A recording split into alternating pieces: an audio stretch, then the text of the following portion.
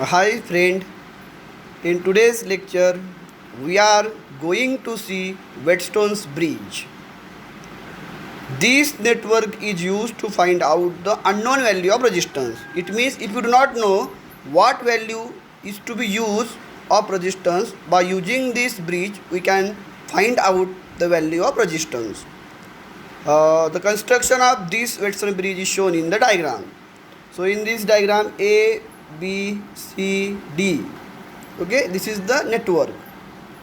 R1, R2, R3, R4 are the value of resistances, and I1, I2, I3 and I4 are the current which is passing through that network. Okay, now it consists of four resistors R1, R2, R3 and R4 which are connected across the point A and C.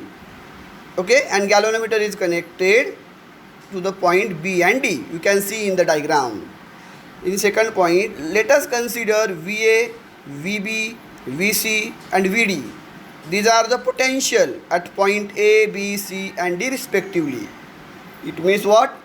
V is the potential, A, B, C, D are the point respectively. Is it clear? Now according to the diagram you can see, let VA is equal to VD. It means potential at point B and point D is equal. Okay, you can see the diagram. So due to this, no current flow through point B to D. Okay, therefore you can write VA minus VB is equal to VA minus VB, or VB minus VC is equal to VD minus VC. These are the two derivations.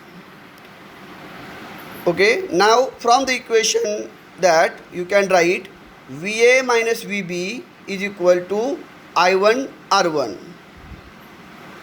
VB minus VC is equal to I1 R2. VA minus VD is equal to I2 R3 and VD minus VC is equal to I2 R4. These are the conditions according to the diagram. So substituting the values in above equation, we can write I1 R1 is equal to I2 R3 and I1 R2 is equal to I2 R4. So dividing the above equation, so you will get I1 and I2 will get cancel, and you will get R1 upon R2 is equal to R3 upon R4. Is it clear? So this relation is called as balancing condition or Whetstone principle. Okay, question can be asked any way. It means they may ask derive the expression of Whetstone principle or derive the balancing condition. So you must know these both things are same, balancing condition or Whetstone bridge or Whetstone principle. These both things are same. So using this condition, we can find out the value of any one unknown resistance if remaining three values are unknown. So value can be found out.